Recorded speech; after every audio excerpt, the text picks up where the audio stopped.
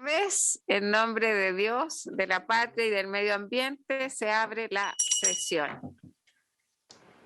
Le damos la bienvenida a los invitados e invitadas especiales y también a los representantes del Ministerio del Medio Ambiente. ¿Tenemos cuenta, secretaria? Sí, presidenta, tenemos cuenta. Un mensaje del presidente de la República con el que hace presente la urgencia en carácter de discusión inmediata respecto del proyecto de ley en primer trámite constitucional que aumenta las penas asociadas al daño o afección de monumentos nacionales. Boletín número 14.102-12.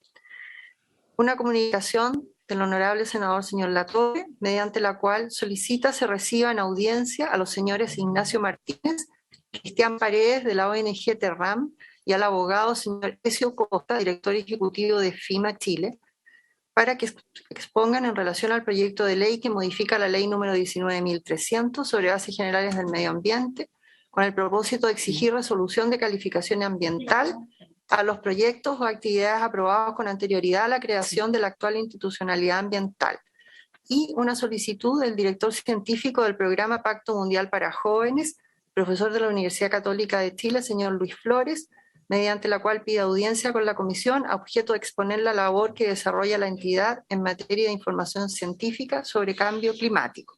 Y también hay una excusa del representante de la organización Ciudadana Concón Limpio y Sustentable, señor Gerardo Guzmán, quien por compromisos médicos no podrá.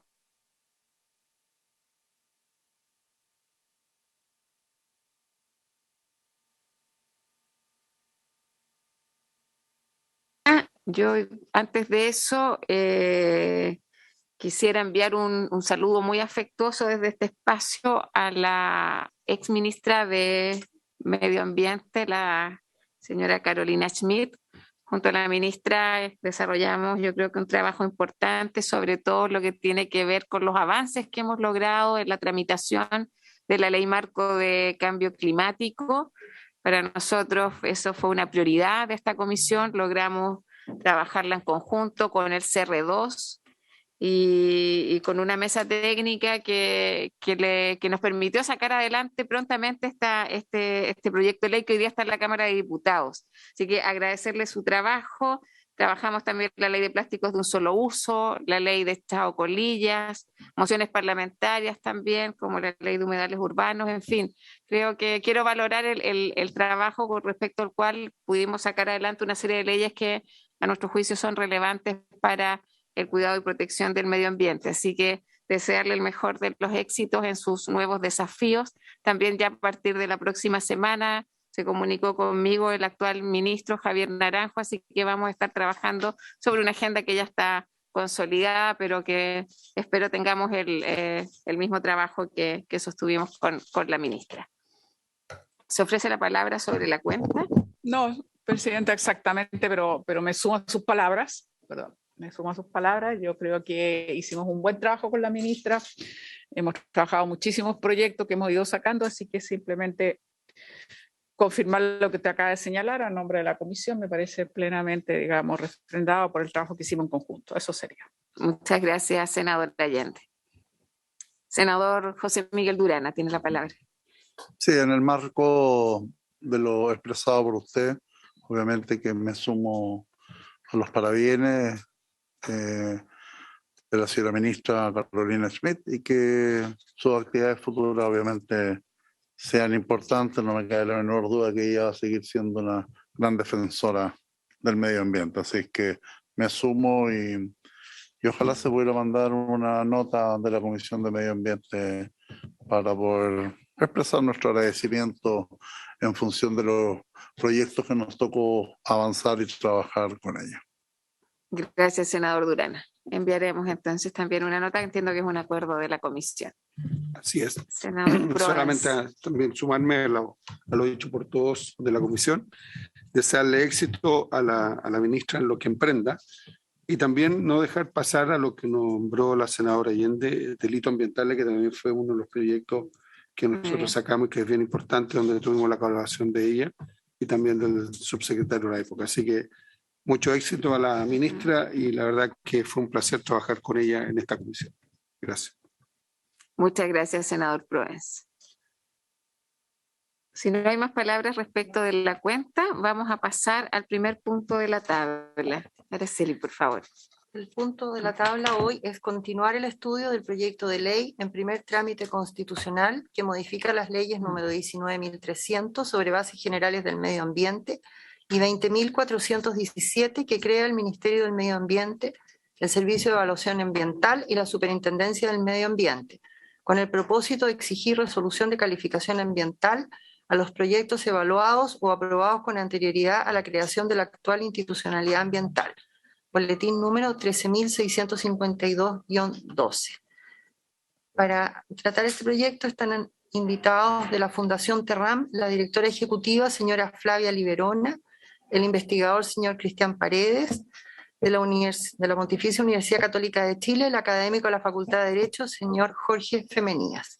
Y como dije antes, expuso su asistencia, señor Gerardo Guzmán. Muchas gracias, Araceli. Entonces, para continuar con el primer tema de la tabla, vamos a dejar con la palabra a la Fundación Terram. Saludamos a su directora ejecutiva, la señora Flavia Liberona, y al investigador, el señor Cristian Paredes. Muy bienvenidos y tienen la palabra. Muchas gracias, Presidenta. Por su intermedio saludo a toda la comisión y quisiera también agradecer la invitación que se ha hecho a Fundación Terram. Si me permiten, voy a compartir pantalla para mostrarles una pequeña presentación que tengo. Pediría si me pueden indicar si es que se ve bien y si es que se me escucha bien. Se ve bien, Cristian. Perfecto. Bueno, muchas gracias. Sin más preámbulo, quisiera primeramente comenzar por un pequeño contexto histórico respecto de la cuestión que nos vamos a referir a propósito de este proyecto de ley. En primer lugar, en 1992 se aprueba la Declaración de Río de Janeiro sobre Medio Ambiente y Desarrollo, en cuyo principio 17 establece la necesidad o la exigencia de que proyectos ambientales tengan que ser evaluados ambientalmente. En 1993 se dicta un instructivo presidencial para la evaluación voluntaria de estudios de impacto ambiental, en tanto no fuese promulgada y publicada la respectiva ley sobre bases generales del medio ambiente, ley que va a ser publicada el año 1994 y que condiciona la vigencia del sistema de evaluación de impacto ambiental a la publicación de su respectivo reglamento. En 1997, y en particular en abril de 1997, se va a publicar este reglamento que va a marcar o va a ser un hecho definitorio del inicio de la vigencia del sistema de evaluación de impacto ambiental. Curiosamente, ni la ley 19.300, y esto es importante para lo que diremos después, ni la ley 19.300 ni este reglamento establecen o cierran la posibilidad de evaluación de proyectos previos a 1997 o de proyectos antiguos, sino que nosotros pensamos fehacientemente que esta ha sido una interpretación, se ha armado tanto desde la interpretación jurisprudencial e institucional que se ha hecho del sistema de evaluación de impacto ambiental, pero sin que exista una norma expresa que así lo establezca.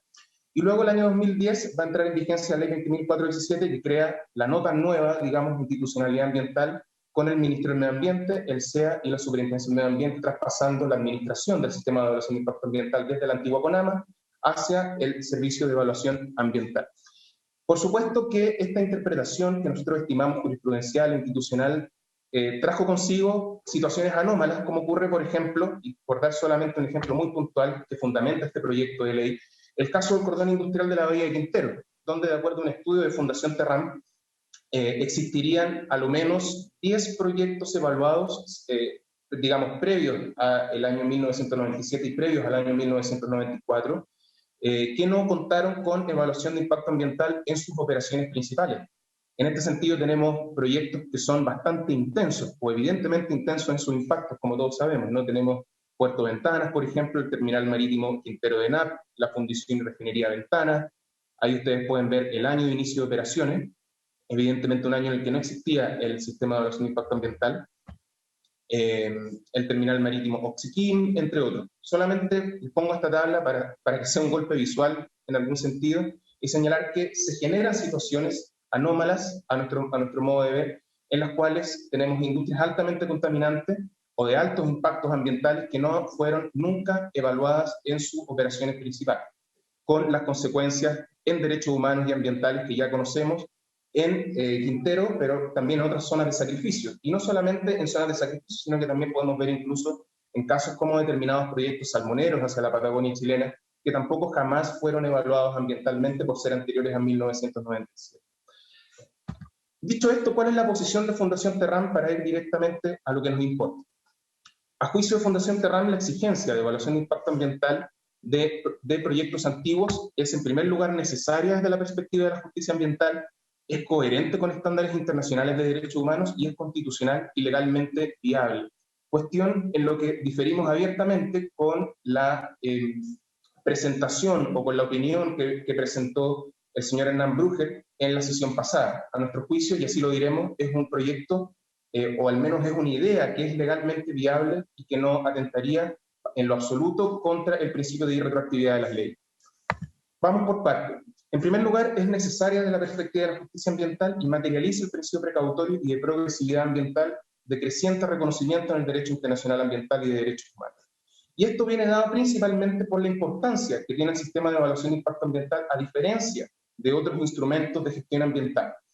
En este sentido, podemos ver que justamente la importancia del sistema de evaluación de impacto ambiental es identificar, evaluar y hacerse cargo de una amplia gama de impactos ambientales que en el caso de los estudios de impacto ambiental, ello aparece mediante las medidas de reparación, mitigación o compensación, se incluyen expresamente impactos acumulativos e indirectos, y también existe la posibilidad de hacerse cargo de ciertos impactos que podríamos incluso denominar como socioambientales, como ocurre, por ejemplo, con el reasentamiento de grupos humanos, como ocurre con la alteración significativa de sistemas de vida y costumbres de grupos humanos, con la alteración del valor paisajístico turístico y entre otros que enumera el propio artículo 11 de la Ley 19.300. Que son impactos que no se ven afrontados, por decirlo de alguna manera, en relación con los otros instrumentos de gestión ambiental que destacaba el señor Hernán Brugger en su presentación en la sesión pasada. Por otra parte, y esto es muy importante, acorde a la discusión internacional que se ha venido dando a propósito del Acuerdo de Escazú, por ejemplo, al interior o en el seno del sistema de evaluación de impacto ambiental se cristalizan distintos derechos humanos, cuestión que no ocurre en el evento de que no tengamos la evaluación de impacto ambiental de determinados proyectos altamente contaminantes. Tenemos que se cristalice el acceso a la información, como por ejemplo mediante el acceso público al expediente, virtual en este caso, el derecho a la participación pública, se cristaliza mediante la denominada etapa PAC o de participación ciudadana, se cristaliza el acceso a la justicia en asuntos ambientales mediante la posibilidad que se le da tanto al proponente como a las comunidades o personas afectadas de poder impugnar la misma resolución de calificación ambiental u otros actos que se dictan o que se emiten en el seno de este procedimiento administrativo y luego poder impugnarla judicialmente también ante los respectivos tribunales ambientales. Por cierto, también se cristaliza el derecho a la consulta indígena, formalmente establecido en el Convenio 169 del año 1989. Entonces son todos estos derechos que no se cristalizan, a nuestro modo de ver, de otra manera, si no es mediante el sistema de evaluación de impacto ambiental. Por otra parte, y aquí también quisiéramos diferir derechamente con lo que ha señalado el señor Hernán Brugger en la sesión pasada, en cuanto a que el sistema de evaluación de impacto ambiental no sería idóneo para cristalizar el principio o para materializar el principio precautorio. Nosotros creemos que sí lo es, y de hecho que tiene un amplio reconocimiento a nivel internacional, como demostraremos posteriormente. De hecho, el propio profesor Jorge Bermúdez ha señalado que el CEIA constituye un instrumento de protección ambiental que materializa el principio precautorio. Con ayuda del sistema de evaluación de impacto ambiental son examinados, descritos y valorados de manera comprensiva y previa todos los efectos ambientales negativos que un determinado proyecto o actividad pueda acarrear. Cuestión que es específico del sistema de evaluación de impacto ambiental y que no se presenta en otros instrumentos que podríamos denominar de política ambiental, como son, por ejemplo, los planes de prevención o como son las normas de calidad. Por lo demás, hay que decir que este principio precautorio encuentra un amplio reconocimiento a nivel internacional y no solamente en la misma Declaración de Río del año 1992. Tenemos en esta misma declaración, pero también en el Protocolo de Londres, en el Convenio de Estocolmo, en el Acuerdo sobre Peces Transzonales y Altamente Migratorios, en el propio Acuerdo de Escazú, que no se ha ratificado en Chile, entre otros cuerpos normativos, de manera que se trata de un principio que tiene alto reconocimiento a nivel internacional, muy en desacuerdo con lo que había dicho el señor Hernán Brugger.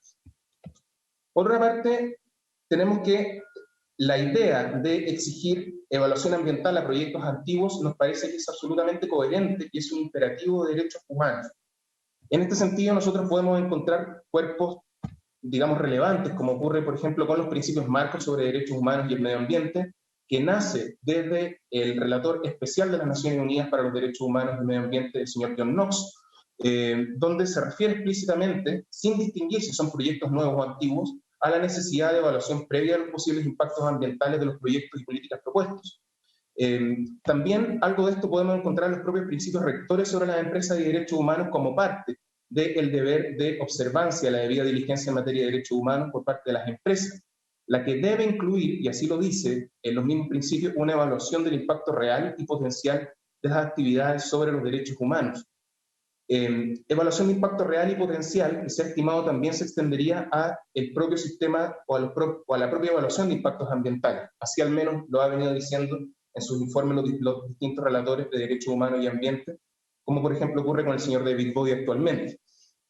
De manera que lo que quiero graficar con esto es que el proyecto que se está discutiendo acá es también una manera de cristalizar y de poner en práctica un imperativo de derechos humanos internacionalmente reconocido. Y no solamente de forma internacional, sino que también de forma nacional. Porque también en esta línea lo ha recomendado el propio Instituto Nacional de Derechos Humanos en su informe del año 2018. Si bien esta recomendación no es explícita, sí ha reforzado la necesidad de mejorar las capacidades técnicas del servicio de evaluación ambiental en el marco de la evaluación de impacto ambiental, poniendo especial énfasis en aquellas zonas donde se han concentrado diversas actividades industriales, como ocurre, por ejemplo, en el caso de las bien o mal llamadas zonas de satisfacción. En tercer lugar, sostenemos que también es un proyecto que es constitucional y legalmente viable. No hay que olvidar acá que el propio artículo 19, número 8, inciso segundo, que es el artículo que consagra el derecho a vivir en un medio ambiente libre de contaminación, establece expresamente que la ley podrá establecer restricciones específicas al ejercicio de determinados derechos o libertades para proteger el medio ambiente. A esta misma norma también podemos sumar aquella que consagra la función social basada en la conservación del patrimonio ambiental a propósito del derecho de propiedad. Eso, por supuesto, en el entendido que afirmemos, cuestión que desde ya es muy cuestionable, que existen derechos adquiridos que son, digamos, patrimonializables o que pasan o que son de propiedad, digamos, de determinados titulares, cuestión que nosotros al menos ponemos en duda. Y también es un proyecto viable legalmente. Esta es una norma sumamente relevante que en el cuerpo del proyecto de ley no se especifica, y debiera así hacerse, donde se establece que los proyectos o actividades señalados en el artículo 10 solo podrán ejecutarse o modificarse previa evaluación de su impacto ambiental. Es decir, es la norma que abre todo el título del sistema de evaluación de impacto ambiental y establece la obligatoriedad de determinados proyectos que ahí se señala de ingresar a este procedimiento administrativo. Esta norma existe desde el año 1994 y la verdad probablemente no es tan importante lo que dice, sino como lo que no dice. No existe a nuestro juicio ninguna norma donde se desprenda en forma expresa e inequívoca que los proyectos pre-1997 o antiguos no tenían la obligación de ingresar al sistema de evaluación de impacto ambiental. De hecho, a la luz de esta norma, uno podría decir que efectivamente tenían la obligación de hacerlo y, como destacaba en un principio, por una interpretación se estimó que no existía esa necesidad. Por otra parte, quisiera también referirme a si este proyecto efectivamente atenta o no contra el principio de irretroactividad de las leyes, tal como señalaba el señor Hernán Brug la semana pasada. A nuestro juicio esto nos parece un mito, y nos parece un mito porque el propio artículo 12 de la Ley sobre Efecto Retroactivo de las Leyes establece esto, establece una excepción al principio de irretroactividad de la ley, señalando que todo derecho real adquirido bajo una ley, como podría ser aquellos derechos que emanaban de las autorizaciones sectoriales previas al sistema de evaluación de impacto ambiental o previa a la existencia de las resoluciones de calificación ambiental, estableciendo como una excepción a esa irretroactividad los goces y cargas de dichos que graven, digamos, dichos derechos y también en lo tocante a su extinción, en lo cual prevalecerán las disposiciones de la nueva ley. Esto es sumamente relevante porque justamente lo que se está imponiendo mediante este proyecto de ley es justamente una carga absolutamente legal, legítima y justa.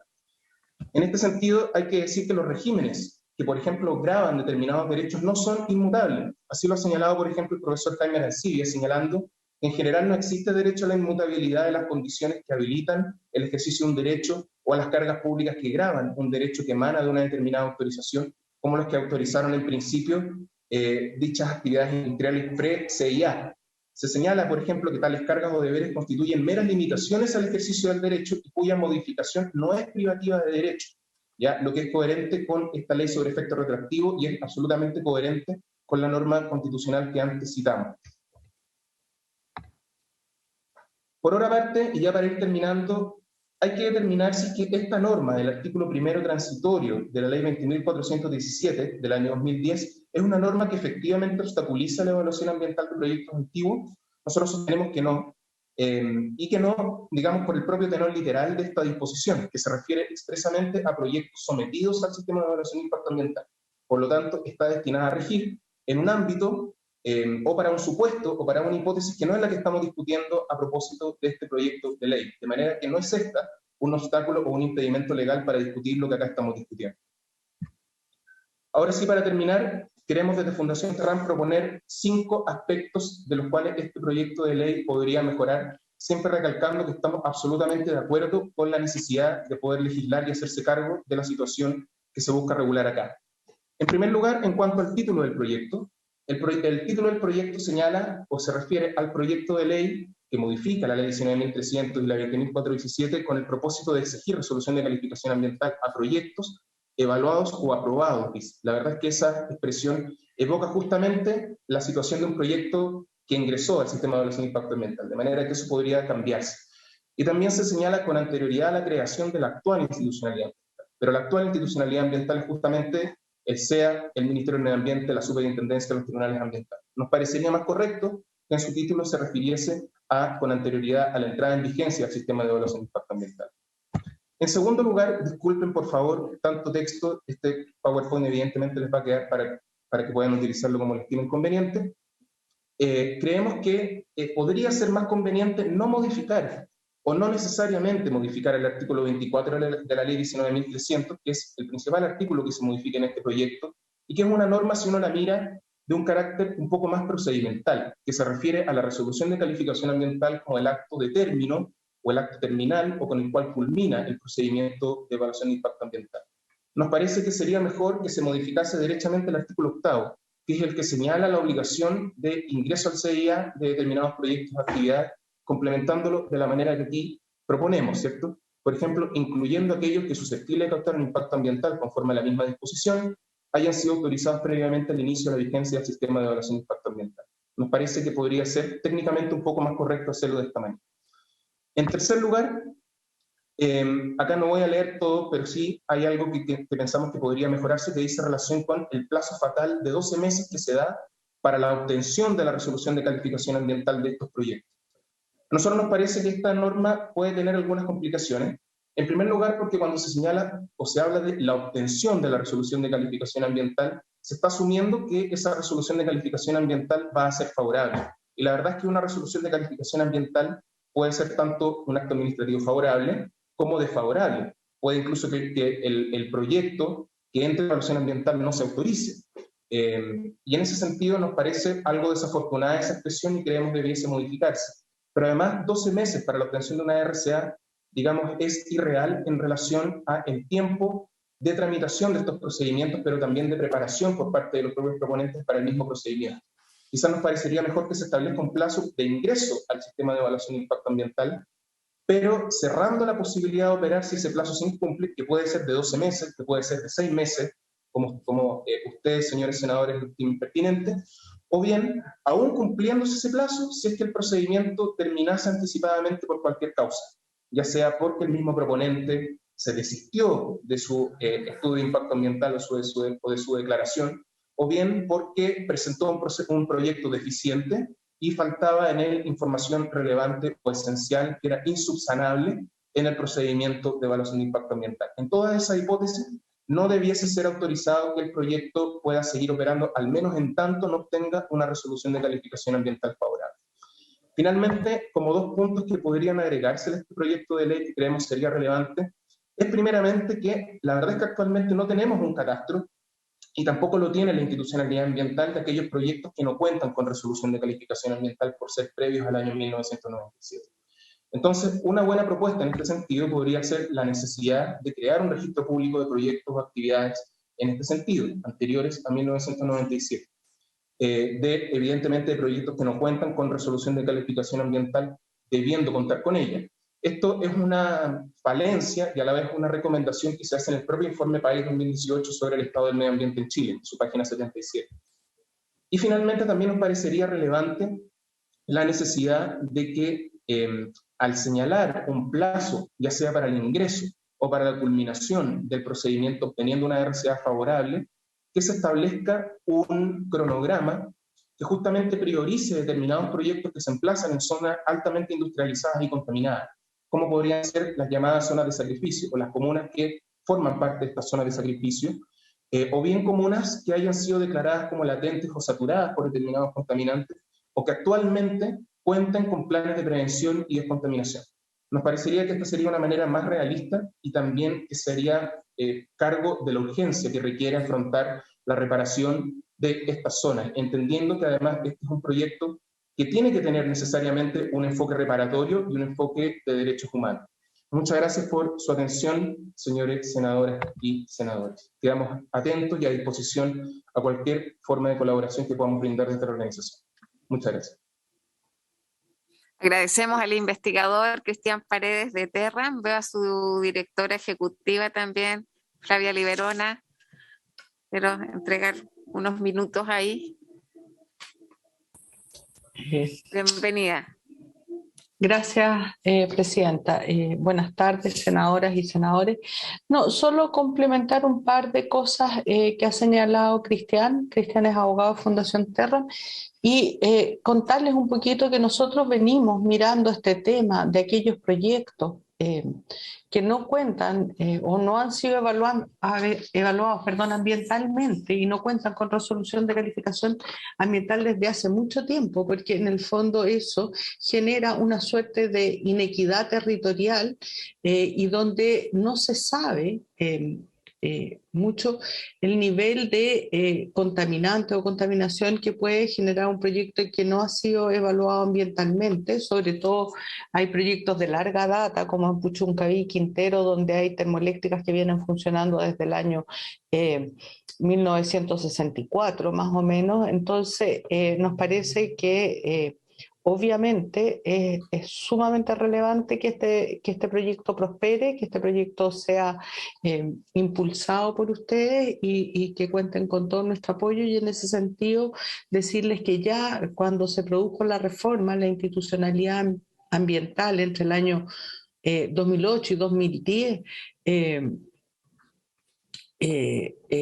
cuando se crea el Ministerio de Medio Ambiente, la Superintendencia Ambiental y el Servicio de Evaluación Ambiental, una de nuestras propuestas justamente era que en esa reforma se incorporaran y se buscaran mecanismos para que aquellos proyectos que nunca habían sido evaluados ambientalmente y que estaban funcionando pudieran ser evaluados. Por lo tanto, agradecemos en ese sentido esta iniciativa, esta moción parlamentaria que nos permite reflotar esa conversación.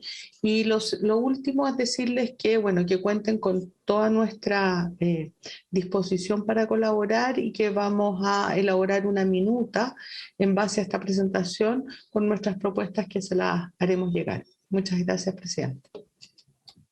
Muchas gracias, Flavia. Vamos a darle la palabra y la bienvenida de la Pontificia Universidad Católica de Chile al académico de la Facultad de Derecho, el señor Jorge Femenías, y ahí abrimos un espacio de consulta, una consulta particular, senador. ¿No? Sí, solo una pregunta a quien terminó de exponer, si al menos ellos tienen el registro de proyectos antes del 97, porque Cristian señala en las propuestas establecer un registro público de proyectos anterior al 97. Si hoy día existe o tienen ustedes catastrado, ¿cuál es ese número? Solo como me parece bien que se cree el registro, pero si ustedes como investigadores tienen ese registro, un número aproximado. Gracias, senador Durresti. Le voy a pedir a Jorge Femenías que nos espere un minuto, entonces quizás podemos abrir algún espacio de consulta para esta primera presentación. Quiero felicitar también al senador Durresti por su reelección. No habíamos tenido espacio ahí para felicitarlo. Y claro, estaba celebrando. Pero en la misma línea, yo había apuntado lo mismo, Cristian, respecto al registro anterior a 1997. Entonces, me sumo a la pregunta primero si es que ¿tienen alguna proyección respecto de proyectos y número de proyectos que estarían sin resolución de calificación ambiental? Y también le quería proponer a la comisión que oficiemos al Ministerio de Medio Ambiente para requerir a ese ministerio esta información, para ver también cuál es el estado del arte y la línea de base respecto a la información de proyectos con y sin resolución de calificación ambiental antes del año 97. Cristian, tiene la palabra. Senador Allende, vamos a sumar algunas preguntas. Sí. Bueno, me sumo a las felicitaciones a nuestro senador Durresti y su reelección. Pero volviendo al tema,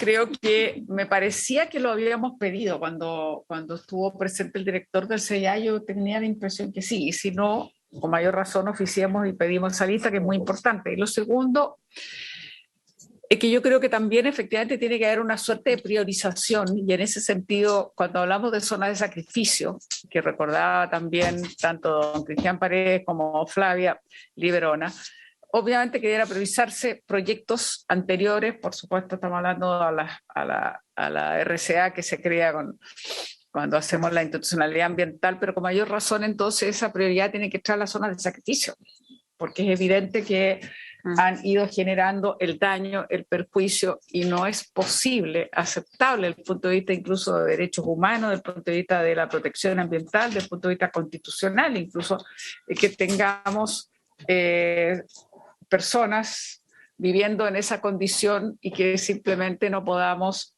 apelar a hacer una evaluación. Entonces, yo creo que eso también es importante destacar. Y efectivamente, la presentación que se nos ha hecho parte Terra difiere bien sustantivamente lo que hizo el director del Servicio de Evaluación Ambiental. Entonces, es interesante ver cómo vamos a continuar al respecto de esto. Aquí nos están dando argumentos no solo en términos de derechos humanos, sino que incluso constitucionales, que fue un poco lo opuesto a lo que decía de la imposibilidad de abarcarlo todo, de que no estaríamos retroactivos. Yo creo que son temas que profundizarlos claramente. Gracias, senadora Allende. Efectivamente, el director en comisión anterior lo que más se cuestionó fue la viabilidad constitucional y legal, así que ahí agradecemos también la información y la minuta que nos haga llegar la fundación. Si no hay más palabras, Cristian Paredes.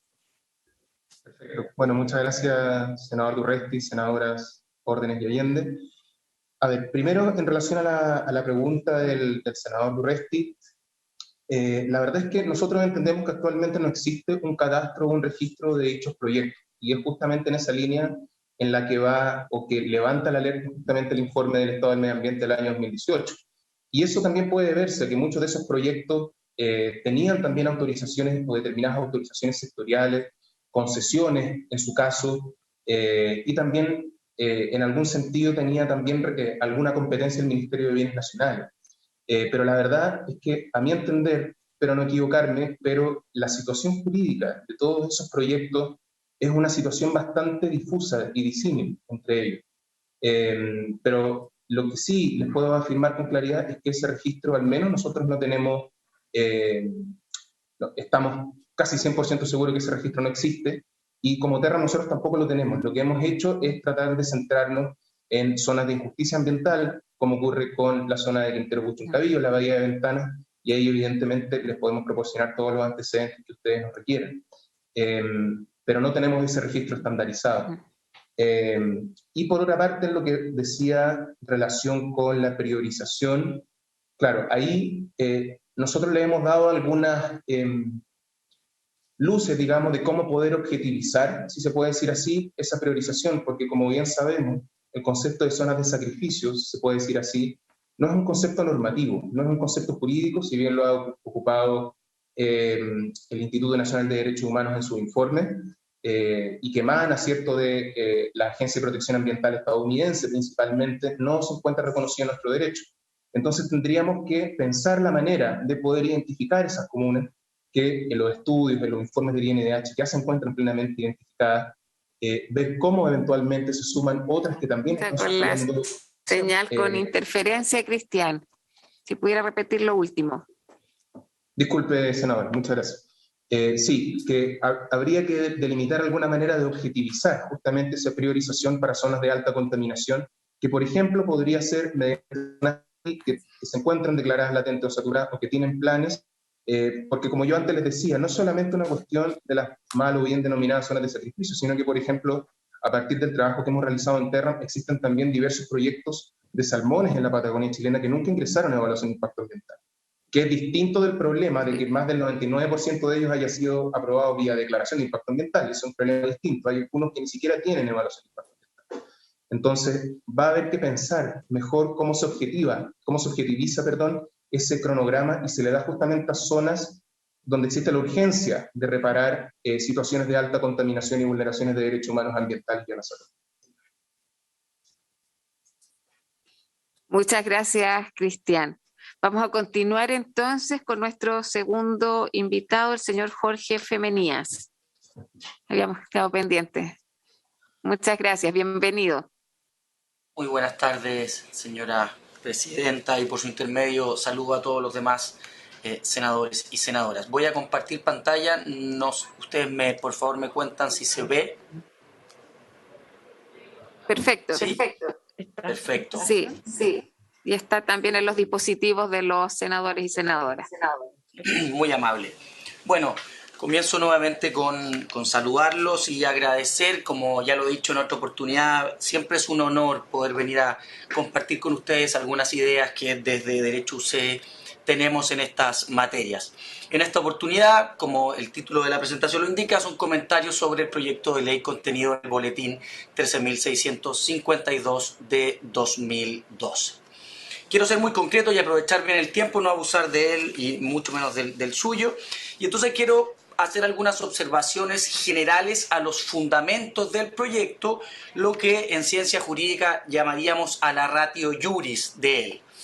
En primer lugar, en el título y en el cuerpo del texto se habla indistintamente de la actual institucionalidad.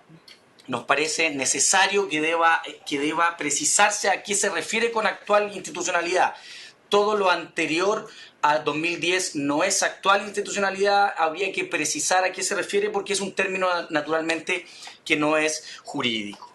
En segundo lugar, en el párrafo primero de la página 1, naturalmente, nos parece muy ajustada a derecho y a nuestra tradición jurídica la visión antropocéntrica del medio ambiente que se manifiesta en él. Usted puede leer allí, con citas a don Gonzalo Aguilar, una formulación muy interesante de lo que nosotros entendemos debe ser el fundamento y lo que debe estar detrás de toda normativa que tenda a proteger el medio ambiente. El ser humano en el centro, como siempre, sin perjuicio de que, como indico en el número 4, me adelanto y me salto el 3, sugiero precisar no solo al ser humano viviendo hoy, sino también a las generaciones futuras, porque si uno lo lee en este mismo párrafo, pareciera dar la intención o la visión de que la afectación debe ser a las personas hoy, y como ustedes bien saben y hemos conversado en otras oportunidades, esa afectación puede ser hacia el futuro y por lo tanto es interesante precisar que se trata también de las generaciones futuras. También, con total modestia, sugerimos que corregir el hablar de simples afectaciones, porque como está también expresado en la discusión en las actas constitucionales de la garantía del artículo 19, número 8, las simples afectaciones no son objeto o preocupación del derecho ambiental, deben ser aquellas afectaciones significativas, aquellas afectaciones que tengan algún grado de relevancia, y en el primer párrafo que estamos comentando se habla simplemente o sin más de afectaciones. Un segundo elemento tiene que ver con una cita que uno encuentra en el segundo párrafo de la página 2 y que tiene que ver con una crítica que habría hecho la doctrina respecto a que lo que se asegura es el derecho subjetivo individual. La verdad es que no es así. Esa crítica es del año 98, ya me referiré más adelante y por eso puede estar algo desactualizada, es al doctor Bordalí. Pero lo que se indica, la interpretación constitucional y jurisprudencial de esta garantía es que lo que se debe afectar es o un derecho subjetivo o un interés jurídicamente tutelado de naturaleza ambiental. Y nos parece que eso es lo pertinente. Estamos en la sede medioambiental y por lo tanto si a una pretensión le subyace un interés económico del derecho de propiedad, no debería estar acá. La tutela judicial siempre debe tener una afectación, insisto, a derecho subjetivo de naturaleza ambiental o a un interés jurídicamente tutelado de naturaleza ambiental, que es la idea que yo les expreso en el número 6. Lo económico, la propiedad, incluso la salud forman parte de otros mecanismos e instituciones, herramientas jurídicas que lo protegen. Lo propio en esta sede, por lo tanto, debe ser lo ambiental. Y por lo tanto, y aquí venía la crítica que les anunciaba, no es correcto que exista una ausencia de remedios jurisdiccionales para exigir el cumplimiento de la tutela ambiental, como se sostiene en el párrafo segundo de la página 2 del proyecto. Y esa explicación podría darse porque la cita, les insisto, es del año 1998. Lo anterior lo demostramos con bastante sencillez a través de los numerosos recursos de protección que conocen las Cortes de Apelaciones, las reclamaciones de ilegalidad ante los tribunales ambientales posterior al año 2013 o las demandas por daño ambiental que esos mismos tribunales conocen. Por lo tanto, esa afirmación hoy día en el estado actual del arte nos parece que no es efectiva. Insisto, estoy discurriendo sobre los fundamentos que se esbozan en este proyecto para proponer el articulado. ¿Qué hipótesis, por lo tanto, son las que deben regularse? Hoy día tenemos proyectos que comenzaron su ejecución antes del año 97, del 3 de abril del 97, y que no ingresaban al sistema de evaluación de impacto ambiental. Y comienzo por desmitificar al tiro. No significa que no tengan RCA. Como bien lo saben, existía un procedimiento sui generis entre el año 94 y 97 para evaluarse ambientalmente, regulado por un decreto de la Secretaría General de la Presidencia, y de hecho hay RCAs, una de ellas de una importante empresa minera estatal que está otorgado al amparo en ese periodo. Así es que no es que todos los proyectos no tengan RCA, eso tampoco es efectivo. Un segundo hipótesis, los proyectos que comenzaron su ejecución después del 3 de abril de 1997, que ingresaran o no de acuerdo a nuestras reglas, y luego, y dejo esta tercera hipótesis porque se menciona en el proyecto, que tiene que ver con el artículo primero transitorio, inciso tercero de la ley 20.417, lo que me adelanto, ya profundizaré sobre ello, me parece es un error del proyecto por una interpretación que quizás no se consideró en su minuto. Paso ahora a referirme al estado del arte en la evaluación de proyectos. Hay una afirmación en el párrafo tercero de la página 3 en la que se indica el impacto de esta exclusión de estos proyectos hasta la fecha no ha sido considerado para revertirlas. Me tomo de lo que se ha dicho anteriormente antes de avanzar en lo que yo les preparé. Si no existe un catastro de los proyectos que hoy día existen, ¿dónde está el fundamento de política pública para este proyecto? Porque si no sabemos cuántos proyectos hay, ¿por qué se asume que acá hay un problema? Estamos hablando de proyectos anteriores al año 97. Estamos hablando, lo diré más adelante, de proyectos que muy probablemente se modificaron y en virtud del artículo 2 letra G del reglamento tuvieron que ingresar esas modificaciones. Entonces, pareciera ser que lo primero es verificar si efectivamente aquí existe un problema de política pública que sea necesario, susceptible de legislar, y en eso, desde luego que uno comienza aplaudiendo lo que acaban de decir los honorables senadores. Habría que requerir ese catastro antes de plantearse estas otras inquietudes. Ahora bien, los efectos que el proyecto detecta. La distinción entre proyectos que deben someter al CEA y los que no deben hacerlo se funda en un criterio de temporalidad de los efectos de la ley y por lo tanto no puede vulnerar la igualdad ante ella. De hecho, como indico en el literal B, es normal que para otorgar certeza jurídica existan dos regímenes que regulen una misma situación. Verbigracia, piensen ustedes, honorables senadores, en aquellas concesiones o licencias administrativas otorgadas al amparo del Código de Minería del 32 que permitían la explotación del litio y las que se han otorgado ahora que no lo permiten y que tienen toda una regulación especial con los CEOR. Por lo tanto, no es una innovación ni algo que atente a la igualdad. El legislador, cuando analiza desde la dogmática jurídica y científica los efectos de la ley en el tiempo, da soluciones como esta. Generó un régimen que con los años se va a ir agotando para dar certeza y luego generó el nuevo, que es el que se entiende se adecua mejor a las mejores prácticas, no solo legislativas, sino técnicas que se estén debatiendo. Con ello, insisto, precisamente lo que hace lo que hizo el legislador de la ley 19.300 es evitar una arbitrariedad y una ilegalidad, ya que se permite que el proyecto comience a operar bajo las leyes vigentes al momento en que comenzó. Y entonces aquí yo también aprovecho, aprovechándome de la buena voluntad de quien me antecedió la exposición, el artículo que hay que leer no es el 12 de la ley de efecto retroactivo, es el 22. Ese es el relevante, porque estas empresas celebraron contratos, llevaron a cabo actos jurídicos que deben ser, de hecho, una precisión. El artículo 12 se refiere a los derechos reales, está pensando en la distinción entre derechos reales y derechos personales.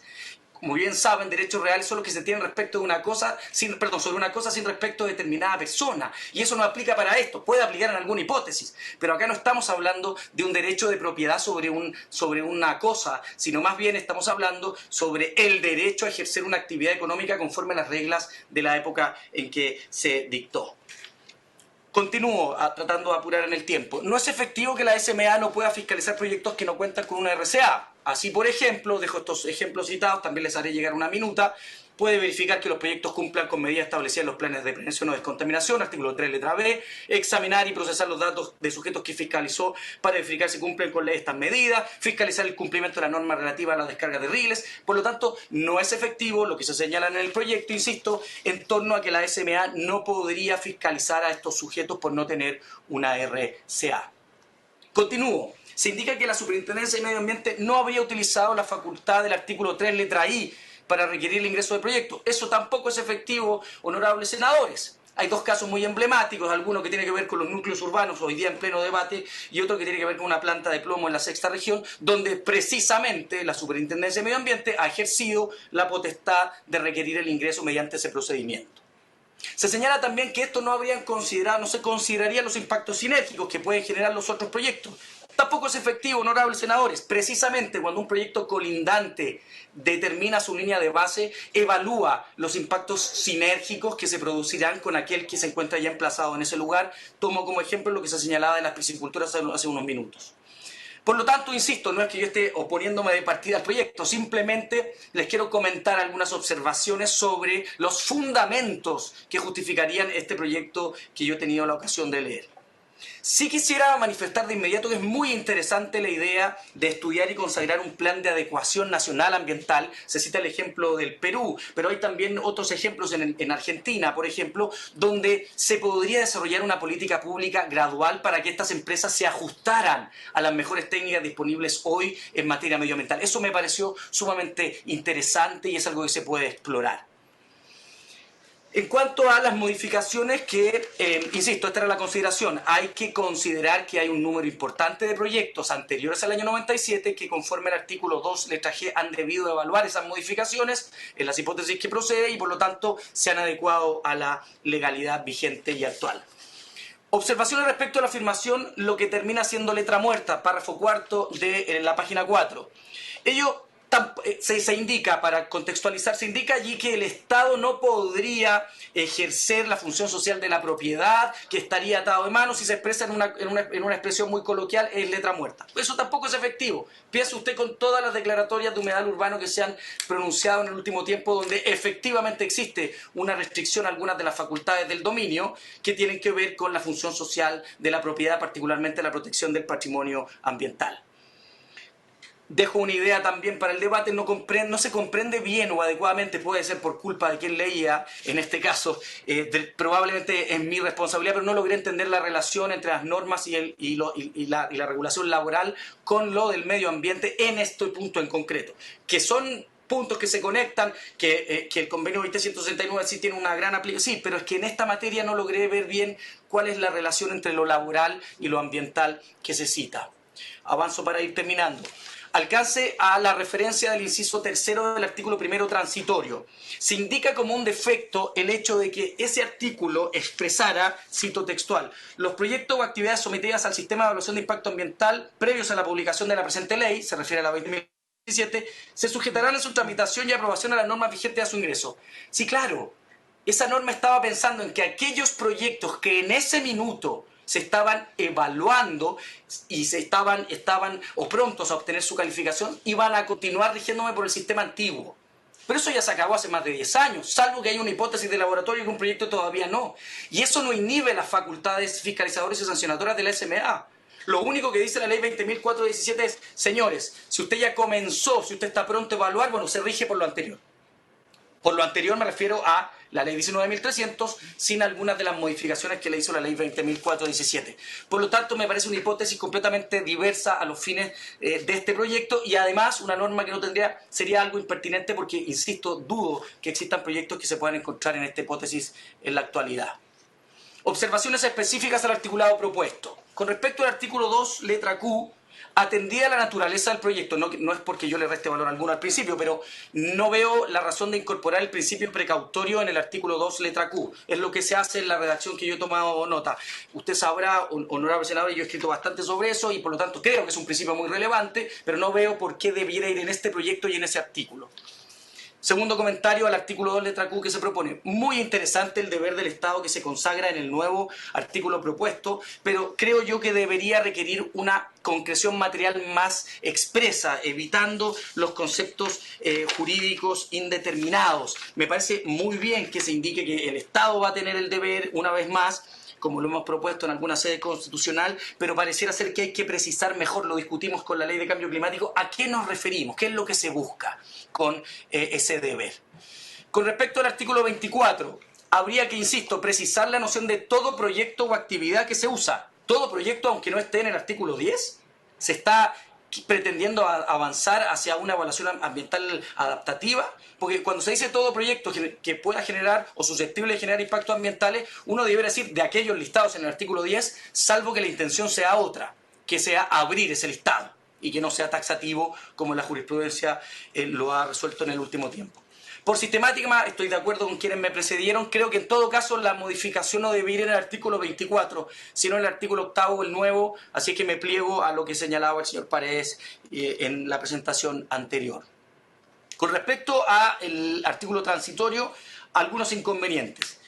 Yo les planteo, y esto tiene que ver con la política pública sobre la cual están debatiendo los honorables senadores. ¿Qué ocurre con aquellos proyectos que, siendo anteriores al sistema, que no tienen RCA, pero tienen estándares ambientales espectaculares, mejores que quienes tengan un RCA?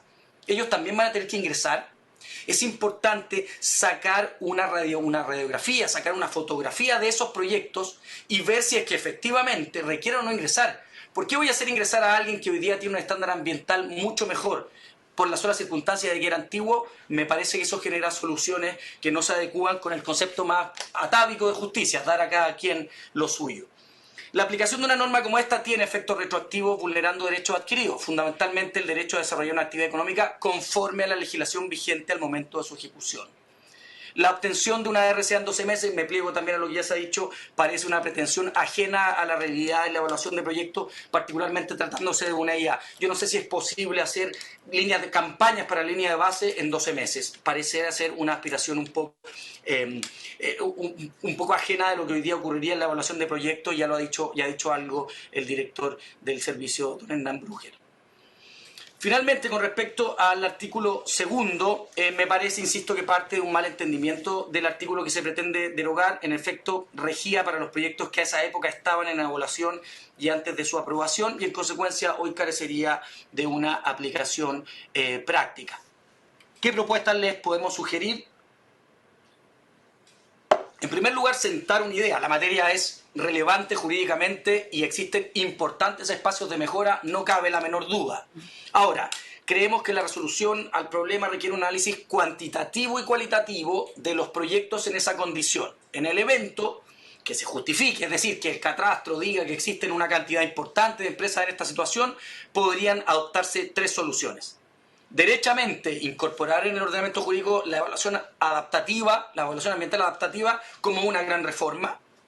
Dictación de un programa de adecuación y manejo ambiental, o bien la creación de un procedimiento ad hoc para evaluar los proyectos antiguos en el que, a lo menos, existan evaluaciones de desempeño ambiental previos que justifiquen la obligación de evaluarse, permitiendo efectuarse a quienes cumplan con el estándar, adecuación de los plazos para evaluar en forma razonable a la realidad, previa coordinación con el SEA, adecuación de los plazos para implementar las mejoras de manera gradual y el establecimiento de mecanismos que protejan y tutelen los derechos adquiridos de los titulares, como por ejemplo ocurriría con todos aquellos contratos celebrados con vieja data.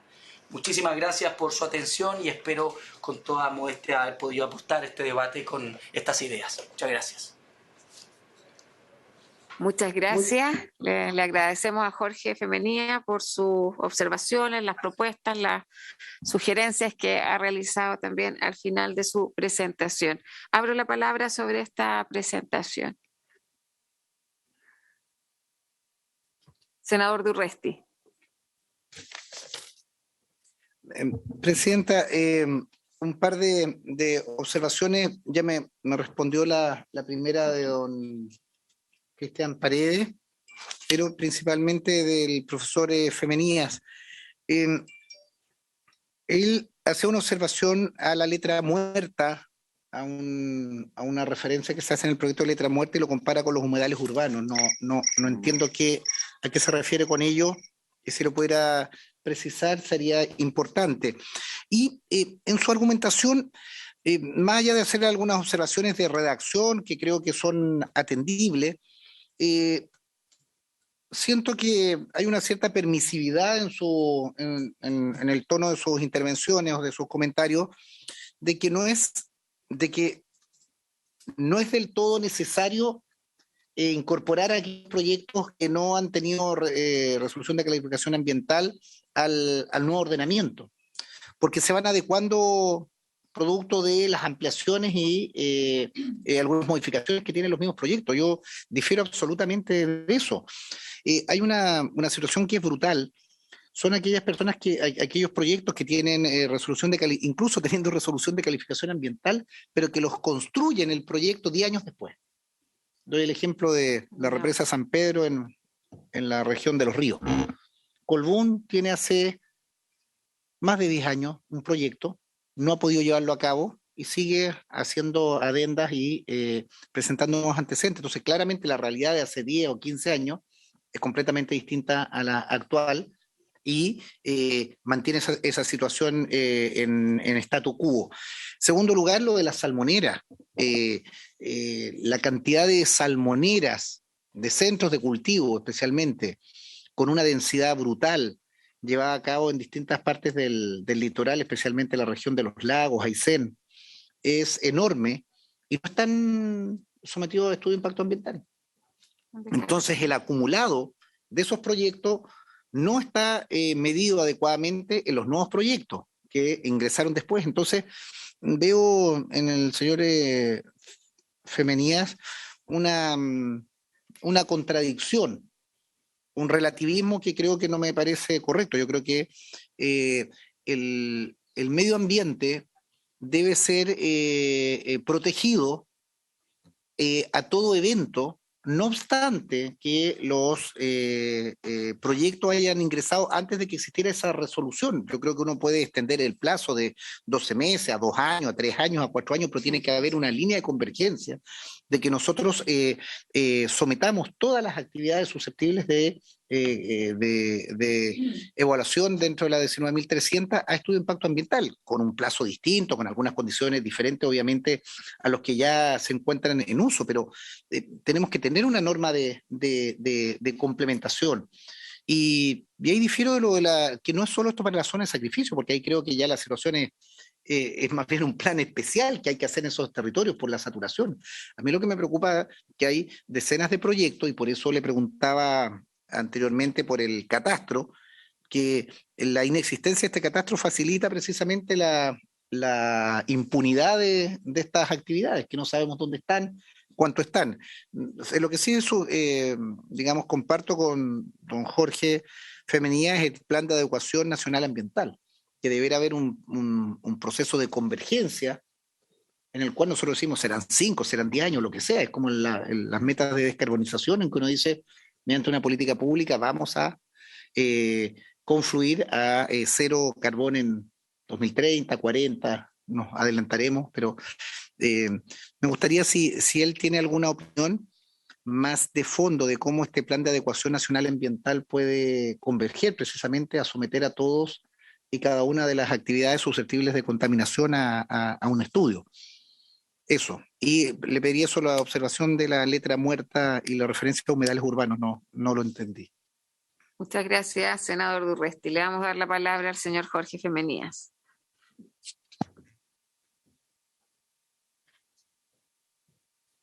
¿No me escucha, Jorge?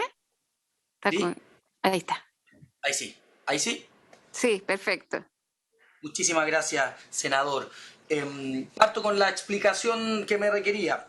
El párrafo en comento indica la constitución consagra expresamente el deber de velar para que el derecho a vivir en un medio ambiente libre de contaminación no sea afectado y el deber que le asiste a la tutela de la preservación de la naturaleza. Asimismo, faculta al legislador para establecer restricciones específicas al ejercicio de determinados derechos o libertades con el fin de proteger el medio ambiente, lo que termina siendo letra muerta ante este tratamiento desigual. Entonces, no es correcto que el Estado no haya podido restringir el ejercicio de ciertas actividades para proteger el medio ambiente, cuya demostración está precisamente en que se han dictado decretos de declaratorias de humedales urbanos donde el ejercicio de las facultades de dominio sobre esos predios van a estar restringidos. Es solo el punto de, no es correcto afirmar que exista el ejercicio de determinados derechos o libertades a fin de proteger el medio ambiente no haya sido restringido debido a esta distinción entre proyectos anteriores y proyectos nuevos, porque hay otras múltiples hipótesis donde sí se ha logrado restringir. Luego, senador, yo no le va a parecer curioso, pero estoy más de acuerdo con usted de lo que cree. Yo creo en el contenido de fondo de lo que me dice, yo estoy de acuerdo. Si el tema es que en nuestro ordenamiento jurídico no todo es CIA. Y hemos tenido una tendencia legiferante o de potestad reglamentaria en el último tiempo a creer que todo se soluciona a través del CIA. Y usted muy bien señala y dice, hay una política pública en materia de descarbonización. Perfecto, que contribuye a grandes objetivos medioambientales y no a través del CIA. Y allí volvemos a la discusión de siempre. Política en esta pirámide de 3 niveles, pareciera ser mejor mejorar nuestras normas de calidad y los procedimientos, pareciera ser mejor manejar el ordenamiento territorial en materia medioambiental y no recurrir al instrumento de gestión ambiental caso específico, ese que regula no cuánta contaminación quiero que le llegue a la gente, no cuánta contaminación quiero que le llegue al medio ambiente, no si puedo desarrollar una actividad en un territorio, sino si ese proyecto específico, en ese lugar específico, puede o no desarrollarse. Por lo tanto, y ahí sí tomo, y usted me emplazaba algo más de fondo, perdóneme, senador, con este poco tiempo uno quisiera decir tantas cosas, pero sí, uno debiera aportar, y me comprometo a hacerle llegar una minuta, en esto del programa de adaptación ambiental, en el cual uno invitara, y no necesariamente exigiéndole una RCA, invitara, compiliera a ciertas industrias a tener que regularizarse, acomodarse a la nueva estructura ambiental, y eso no necesariamente a través del CIA. Hay una realidad, senadores, también. No sé si el CEA hoy día tiene la condición para poder asumir y absorber una cantidad de evaluaciones, si es que ese fuera el caso, como las que se plantean. Por lo tanto, sí y sí, ¿debiera legislarse sobre esto? ¿Debiera regularse? Claro que sí. Es contraintuitivo creer que una empresa que viene hace 30 años no tenga que tener un escáner ambiental. Por supuesto que lo es, pero es el CIA, es exigiéndole una RCA, es generando estos conflictos de constitucionalidad y de retroactividad de la ley la forma correcta. Tampoco digo que no, digo que eso es algo sobre lo cual hay que detenerse con mayor profundidad, honorable senador. Muchas gracias, Jorge. En esa línea, porque a mí me hace sentido lo último que usted plantea. Al principio me hizo ruido la primera declaración, pero claramente el tema no es el instrumento, sino es el objetivo que perseguimos. Y un programa de adaptación ambiental, claro, por un lado requiere voluntad política y voluntad de distintos actores para sacar adelante un trabajo conjunto que vaya en esa línea. Desde el punto de vista legal, ¿cómo ve algún camino para sacar adelante programas de adaptación ambiental? A mí me hace mucho sentido lo que plantea el senador Durresti respecto a la industria acuícola en la región, porque en las regiones, sobre todo del sur y australes de Chile, porque ahí siempre son declaraciones. Entonces, el análisis es tan parcelado y fragmentado que la verdad que hay cero evaluación de impacto, porque lo que uno ve es una parcela dentro de un espacio muy, muy amplio y no se hace cargo de la realidad que está ocurriendo en un fiordo, en un canal, y evidentemente que hemos tenido algunas presentaciones que muestran que evidencia clara sobre la saturación y la capacidad de carga de algunos espacios donde se desarrolla esta industria, solo para dar un ejemplo, porque me hace sentido un programa de adaptación, pero también queremos avanzar en una lógica de que algunas titulares o empresas que efectivamente no se han sometido a ningún tipo de evaluación de impacto ambiental, no tienen RCA, y solo porque se instalaron hace 30 o más años, ¿cuál vería usted que sería una alternativa en ese sentido? Gracias, senadora. Me pone un aprieto y yo le voy a decir por qué, senadora. Porque yo suelo hablar de derecho vigente porque soy profesor de derecho y no me gusta hablar de política pública porque eso le corresponde a ustedes que son los expertos, pero a pesar de que usted me pone en aprieto, yo le voy a responder lo que yo creo que es razonable desde esta perspectiva. Hay modelos, le va a parecer además la cita media rebuscada, pero el régimen de la provincia de San Juan en Argentina tiene mecanismos similares a esto, tiene mecanismos en los cuales, y es lo que a mí me parece desde la política pública, no desde el derecho, usted va, le saca una foto a esa empresa o le dice mediante un procedimiento administrativo, le dice a esa compañía, mire, ¿qué ha cambiado en estos últimos 5 años? ¿Qué ha cambiado en estos últimos 7 años? Hace ese examen y si el examen es adecuado, él va a tener un visamiento y si no, sí se genera la obligación de ingresar ciertas modificaciones, de oficiar al órgano sancionador para que fiscalice eventuales elusiones y con eso yo le doy la posibilidad a quien ha operado durante años de demostrar o acreditar si efectivamente ha cumplido con la legislación sin tener que imponerle la carga de buenas a primera. Ahora, todo esto, desde luego, se cita también en el proyecto El PAMAS peruano. Hay una cita del Tribunal Ambiental muy antigua, creo que 2014, que la trae a colación, pero se cita también ahí y ese es otro buen ejemplo de nuestro país vecino. El PAMAS también. Ahora, ¿cómo hacer esto? Probablemente tenga que, por las consecuencias que tengan, tiene que ser de iniciativa, tiene que ser legal la solución y no administrativa. Y a partir de allí habrá que tener también ciertos cuidados con el ejercicio de las facultades privativas, no es verdad, del presidente. ¿Qué es de iniciativa exclusiva de él y qué no? Para resolver esto que usted me pregunta acá, claro, también va a haber que mirarlo a propósito de los acuerdos. Pero yo creo, senadora, con toda modestia, que todos estamos de acuerdo en que hay que hacer este escáner, si no parece razonable funcionar 30, 40 años sin que muestre cómo están mis estándares ambientales, sin desconocer que esas empresas también se rigen por los permisos regulatorios sectoriales y han tenido que informar sus emisiones de alguna manera. Entonces, yo creo que pasa por ahí, senador. Tiene que ver con mirar estos modelos que pueden sernos útiles y luego definir hasta qué punto, vía legislativa, incluso, está bien, o vía potestad reglamentaria, vía ciertas modificaciones al reglamento del CEIA, estoy inventando, pudieran implementarse seriamente, digo.